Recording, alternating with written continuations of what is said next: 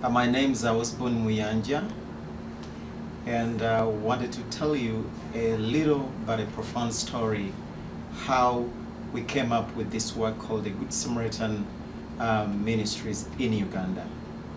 Way back 20 years ago, as a young man, I had a heart to go around the country to see how it looks like.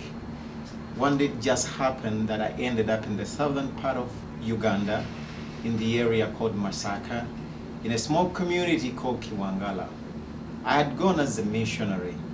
I had a small group of about 9 people with me, and our plan was to stay like for a week. To our amazement, we saw what we had never seen before. We found when people were like dying like rats. It was so shocking. Kids were walking everywhere on the streets because they had lost their parents.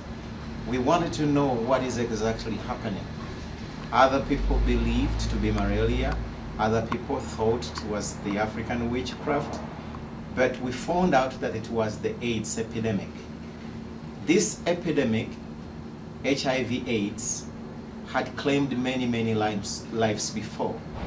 It was the reason why there were many kids walking after losing their parents, looking for a place where to stay and for someone to take care of them.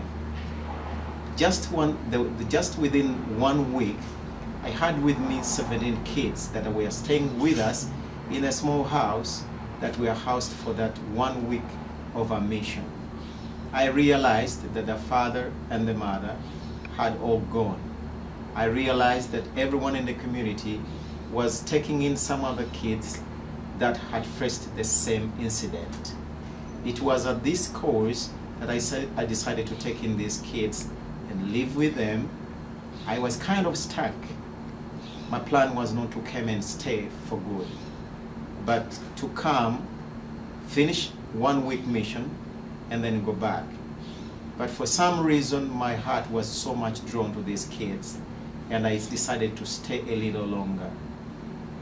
It was at this point that I realized that the reason why AIDS spread so much was because of ignorance.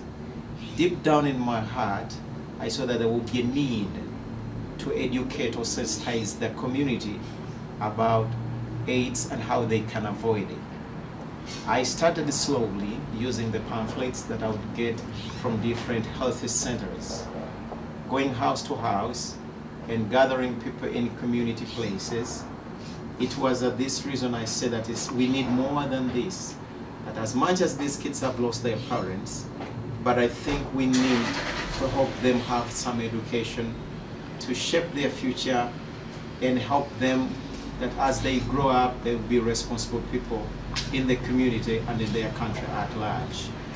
This is how we started up a small school. I used my hands and with mud and grass and sticks. We started up what we could call it a classroom. And actually before we moved into here, we started up under a tree. But when rain would come, it would disturb us.